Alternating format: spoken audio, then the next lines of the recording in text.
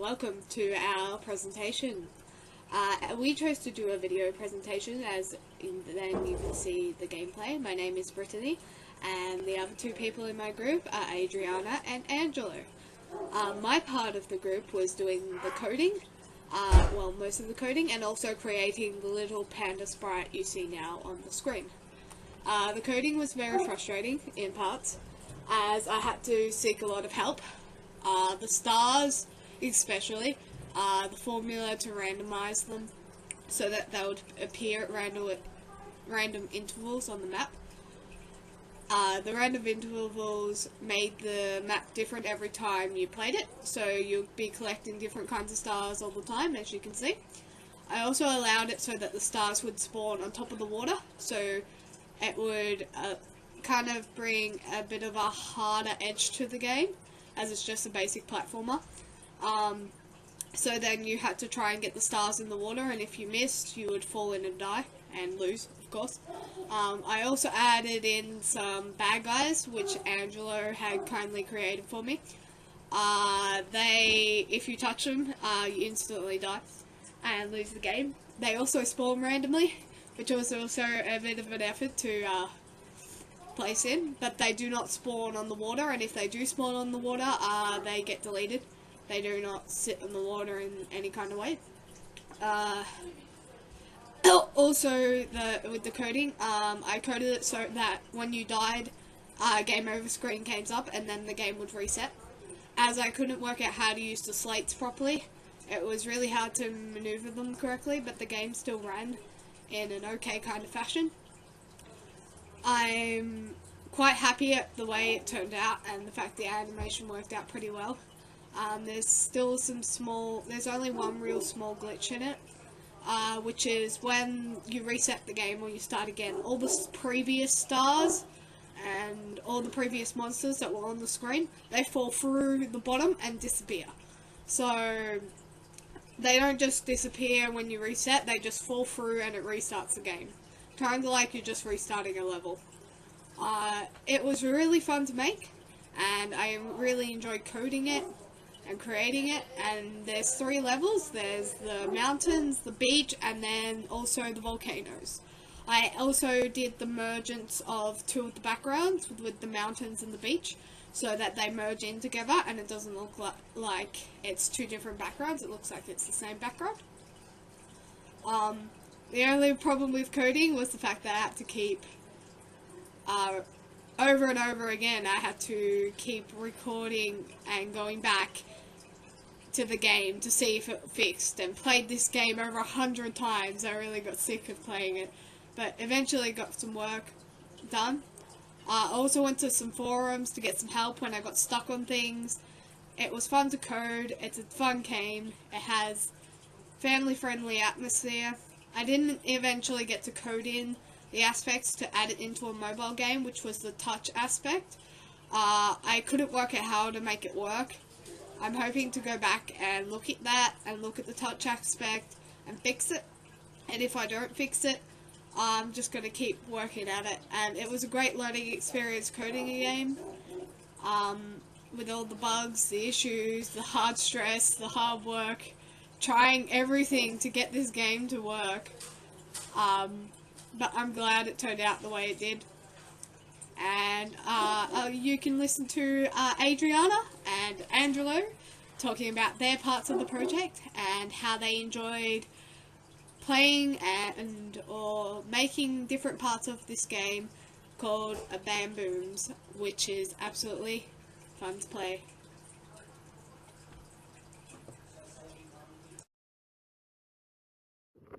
Hi, my name is Adriana. In the game Bambloom, I have designed the platforms by making them in Adobe Flash CS5.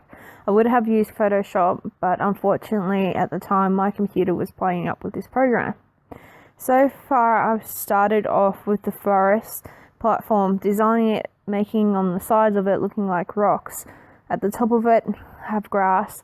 For these platforms, I made them look similar to one another, having a similar feel to what all the platforms in, rather than making them different forms. Along the way, I started adding in trees, for each background. So with the forest background, you got a forest tree.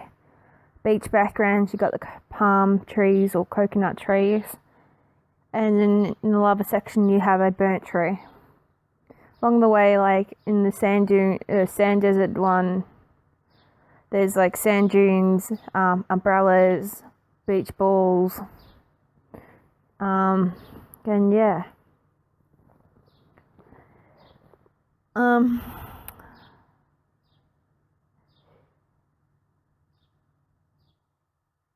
Brittany and myself sat in the library on week 3 and went on the computers on a game server regenerating different game names by adding 5 different names, and we basically came up with Bam Looms, which is a mixture of panda and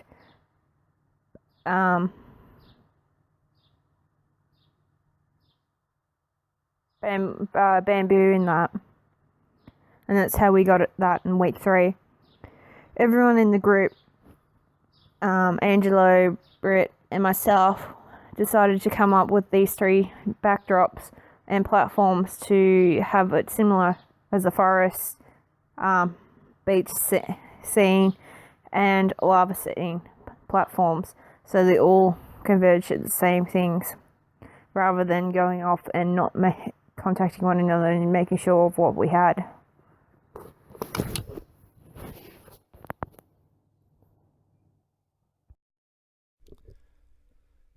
So what I did on this project, well, I had to go with the panda theme for our game, so I designed the backgrounds. I went through a few different designs before I came up with something that I liked. I used mainly gradients in Photoshop and color schemes. So I was given like Chinese mountains for the pandas, and also I chose a sea scene because we had a fish character. So the beach scene was like an island. I wanted to keep the characterizations in a cartoon format because the rating on our game was PG. So I also designed the monster characters. Took me a while to come up with the idea for the characters because I needed to stay in the child demographic. So I didn't want the monsters to look too menacing. What else? I did an air balloon with the theme of the panda, saving the panda. And also pandas against racism, which was kind of a theme when I looked at panda images online. I really liked that theme, so I went with it. I created a sprite so the air balloon came into frame and would exit frame, and also a sprite sheet for a smoke coming out of the air balloon, saying save the panda, that animates and then disappears from frame. Britty gave me a volcano theme to work on, so I created a volcano theme background, which was quite difficult, and I sort of came up with an idea that would complement the other mountain scene, so just incorporating the volcano theme into the original background. I was going to parallax the clouds in the background, however we were kind of concerned about the loading time of the game. So with all the content, having so much content, would loading be an issue with a prospective user of the game. What else?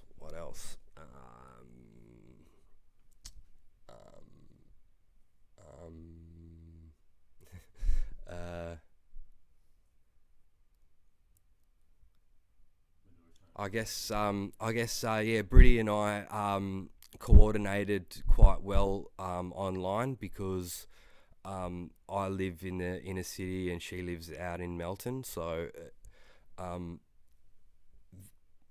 travel being an issue, we kind of communicated online.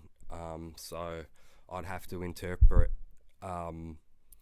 Britty's theme into my work and vice versa. What else?